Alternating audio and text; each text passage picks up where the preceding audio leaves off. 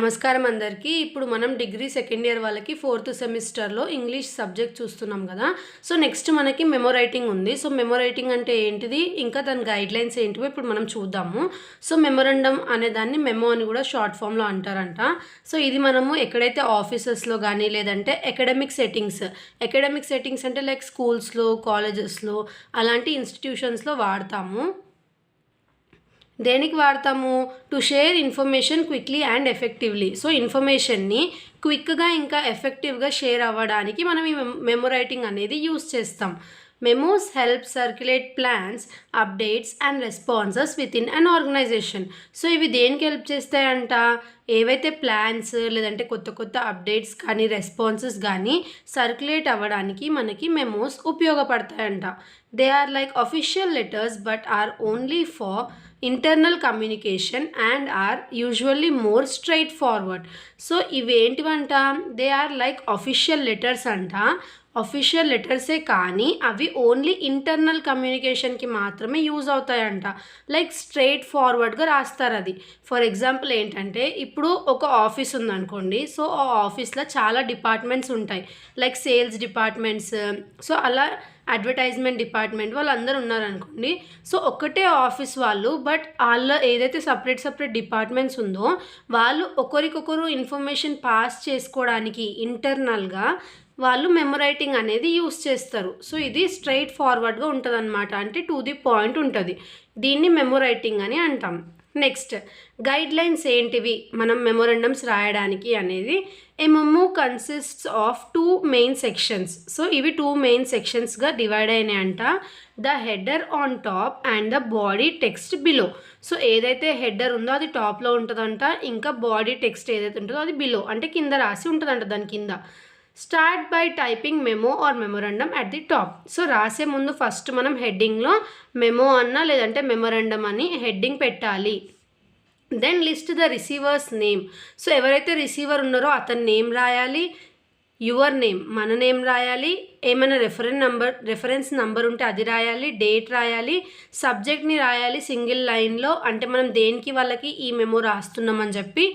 Some organisations use pre printed memo forms. So, ముందుగా ఏవైతే print చేస్తున్న ఫామ్స్ ఉంటాయి. ప్రీ ప్రింటెడ్ అంటే ఏంటి? ముందే మనం ప్రింట్ చేసి పెట్టుకుంటాం కదా. సో, అవి ఎక్కువ ఆర్గనైజేషన్స్ యూస్ చేస్తాయంట. If needed add a CC line below the main recipient's name to loop in higher ups who should be aware of the memo. So, ఇక్కడ ఏం చెప్తున్నారు? ఇక్కడ ఏదైతే సీసీ లైన్ ఉందో దాని కింద ఒక మెయిన్ రిసిపియంట్ నేమ్ కూడా రాయండి. సో దట్ ఈ మెమో అనేది మీరు ఎవరికి ఇంపార్టెంట్ అంటే అతను కంపల్సరీగా ఇది చదవాలి అని అంటున్నారు, వాళ్ళ నేమ్ మెన్షన్ చేయండి అని చెప్పి చెప్తున్నారు. Draw a line to separate the header from the body text. So, ఒక లైన్ అనేది డ్రా చేయాలంట. పైన ఏదైతే టెక్స్ట్ ఉందో ఇంకా బాడీ లెటర్ అంటే మ్యాటర్ ఏదైతే ఉందో దానికి రెండింటికి మధ్యలో ఒక లైన్ అనేది డ్రా చేయాలంట. Kick of the body with a straight forward statement explaining the memos purpose. So, మనం ఏదైతే రాసే టాపిక్ ఉందో అది క్లియర్గా స్ట్రైట్ ఫార్వర్డ్గా దాని గురించే మాట్లాడాలి. Memos don't need formal greetings like dear or sign offs like sincerely. So, ఇప్పుడు మనం లెటర్ రైటింగ్లో ఎలా అయితే డియర్, సిన్సియర్లీ అవన్నీ యూస్ చేస్తామో అలా మెమో రైటింగ్కి అవసరం లేదంట. Next write clearly and simply using short sentences. ఏమైనా షార్ట్ సెంటెన్సెస్ యూజ్ చేసుకుంటూ క్లియర్గా ఇంకా సింపుల్గా రాస్తే సరిపోతుంది. It's okay to use first person pronouns like I and we but maintain a professional tone. So, I we అనే వర్డ్స్ యూజ్ చేయొచ్చు but professional tone అనేది మెయింటైన్ చేయాలి అని చెప్పి చెప్తున్నారు. Short memos deal with one issue. For longer ones use paragraphs or bullet points and had headings if necessary to make the text easy to follow. ఒకవేళ short memos అయితే ఎలాంటి issue ఉండదు, కానీ ఒకవేళ ఏదైనా మీరు లాంగ్ మెమో పంపాలని అనుకుంటున్నారు అనుకోండి, అప్పుడు ప్యాసేజెస్గా రాయండి. ఇంకా బుల్లెట్ పాయింట్స్ అంటే పాయింట్స్ వైజ్గా రాసుకుంటూ హెడ్డింగ్స్ యాడ్ చేసి మనకు అప్పుడు ఈజీగా అర్థమవుతుంది అన్నమాట. Wrap up with a conclusion. So, ఒక కన్క్లూజన్ రాయండి. Offering next steps or recommendations. Stick to the point and avoid repeating information. So ఒకటేసారి చెప్పిన ఇన్ఫర్మేషన్ని మళ్ళీ రిపీట్ చేయకుండా స్టిక్ టు ది పాయింట్ అంటే మనం ఏదైతే చెప్పాలనుకుంటున్నామో క్లియర్గా అది చెప్తే సరిపోతుంది. Don't include confidential information in memos. So confidential informations ఏవైతే ఉంటాయో అంటే లైక్ మనకి చాలా సెక్యూర్గా ఉంటాయి కదా ఇన్ఫర్మేషన్, లైక్ ఏమైనా పాస్వర్డ్స్ కానీ అలాంటివి. సో అవన్నీ మెమోస్లో షేర్ చేయకూడదు అంటే include చేయొద్దంట. If you are attaching other documents, note this at the below. For example, attachment, tender notice. So ఒకవేళ మనం ఆ మెమోకి ఏదైనా డాక్యుమెంట్స్ అటాచ్ చేస్తే అప్పుడు మనము ఇట్లా అటాచ్మెంట్స్ అని హెడ్డింగ్ పెట్టి ఏం మనం అటాచ్ చేస్తున్నాం. అటాచ్ అంటే ఏంటి, ఇప్పుడు పర్ సపోజ్ మీరు స్టూడెంట్స్ కాబట్టి ఒక స్కూల్ ఎగ్జాంపుల్స్ తీసుకుందాం మనం, స్కూల్ అన్న కాలేజ్ అన్న. సో ఇప్పుడు లెక్చరర్స్ కనుక మీ అటెండెన్స్ గురించి మెమో క్రియేట్ చేశారు, ఏదో డౌట్ వచ్చి ప్రిన్సిపల్కి. సో అలా క్రియేట్ చేసినప్పుడు తను ఏం చేయాలి, ఏం అటాచ్ చేయాలి, మీ ఏదైతే రిజిస్టర్లో ఇన్ఫర్మేషన్ ఉందో అది ఆ ఇన్ఫర్మేషన్ అటాచ్ చేయొచ్చు. లేదంటే ఆ డేటా ఏదైతే మొత్తం ఎక్సెల్లో టైప్ చేసిన తర్వాత ఇష్యూ ఎక్కడ వస్తుందని చెప్పి చూపించడానికి ఆ ఎక్సెల్ షీట్ ఫార్మాట్ని ఆమె అటాచ్ చేసి ఆ మెమోకి పంపించవచ్చు. Before sending proof read the memo and add your initials next to your name. So మొత్తం అంతా రాసేసిన తర్వాత పంపే ముందు ఏం చేయాలంటే ఒకసారి మనం అన్ని కరెక్ట్గా రాసామా అని చెప్పి చెక్ చేసుకొని ఇంకా మన ఏదైతే నేమ్ ఉంటుందో దానికి ఇనిషియల్స్ అనేటివి రాసుకోవాలంట. సో ఇక్కడ మనకి శాంపుల్ మెమో ఇచ్చారు చూడండి, ఎస్వి ఇంజనీరింగ్ కాలేజ్ అంట. సో ఫస్ట్ మనకి ఏమన్నారు, మెమోరాండం అని హెడ్డింగ్ పెట్టమన్నారు.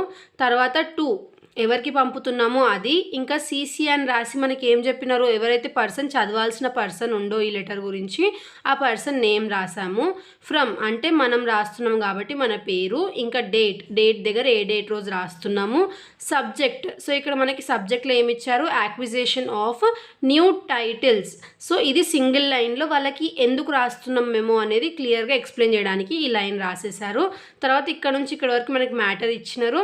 మ్యాటర్ ఇచ్చిన తర్వాత please send in your recommendations latest by 20th July 2023 అని చెప్పి ఒక కన్క్లూజన్ సింగిల్ లైన్లో రాశారు. కన్క్లూజన్ అని హెడ్డింగ్ ఏం పెట్టలేదు.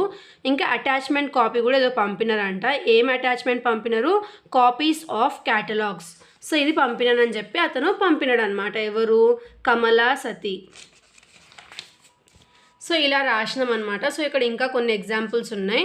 సో నేను చెప్పాను కదా ఏదైతే హెడ్ మ్యాటర్ ఉందో దానికి ఇంకా మనం రాసే కింద బాడీ ఆఫ్ ది లెటర్కి మధ్యలో లైన్ ఉండాలని చెప్పి. సో ఇది కూడా చాలా చాలా చాలా ఇంపార్టెంట్. సో కంపల్సరీగా మెమో అనేది ఇలానే రాయాలి. ఇప్పుడు నేను ప్రీవియస్గా చూపించింది శాంపుల్ మెమో. సో ఇది యాక్చువల్ మెమో మీరు ఎగ్జామ్లో రాసే ఫార్మేట్ అనమాట. సో ఫస్ట్ మీరు ఎక్కడి నుంచి రాస్తున్నారు, ఏరియా అడ్రస్ రాయండి. మెమోరాండం అనే హెడ్డింగ్ కంపల్సరీగా పెట్టాలి. 2 అంటే మీరు ఎవరికి పంపుతున్నారు. సిసి అంటే ఆ పంపిన దగ్గర ఎవరు చదవాలి ఈ మెమో అనేది రాయాలి.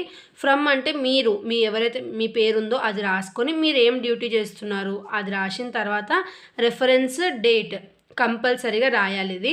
సో రాసిన తర్వాతకి రెఫరెన్స్ అంటే ఏదైనా నంబర్ ఉంటే నంబర్ రాయొచ్చు, లేదంటే ఇప్పుడు మనం స్టూడెంట్సే కాబట్టి ఏదో ఒక 1 2 3 4 5 అని పెట్టి వదిలేస్తే అయిపోతుంది.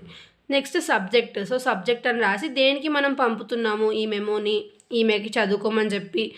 సో అది annual stock taking schedule and duties గురించి తను పంపుతుందని చెప్పి సింగిల్ లైన్లో రాసింది.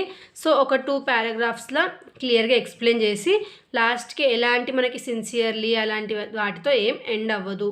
పంపిన తర్వాత మనం ఏం చేయాలి, లాస్ట్కి ఇక్కడ మొత్తం మెమో అంతా రాసిన తర్వాత ఇటు సైడ్ అయినా మనం ఏం చేయాలి, మన పేరు రాయాలి. సో లేదు ఒకవేళ ఇటు సైడ్ రాస్తామంటే మీ ఇష్టం రాసుకోవచ్చు, లేదంటే ఇటు సైడ్ రాసినా నో ప్రాబ్లం. సో అలా రాసుకుంటే మనకి మెమో అనేది కంప్లీట్ అవుతుంది. సో ఇక్కడ ఈ మెమోలో వాళ్ళు మనకి ఏమి ఇచ్చారు, ఎవరికైతే మనం పంపుతున్నామో వాళ్ళ నేమ్ ఇచ్చారనమాట. సో ఇక్కడ మనం వాళ్ళ నేమ్ రాయొద్దు, మనం ఎవరైతే పంపుతున్నామో మన నేమ్ రాయాలన్నమాట. సో అలా రాస్తే మనకి మెమో అనేది కంప్లీట్ అవుతుంది. ఇది మనకి మెమో రైటింగ్. నెక్స్ట్ వీడియోలో ఇంకొక టాపిక్ చూద్దాము. Thanks for watching.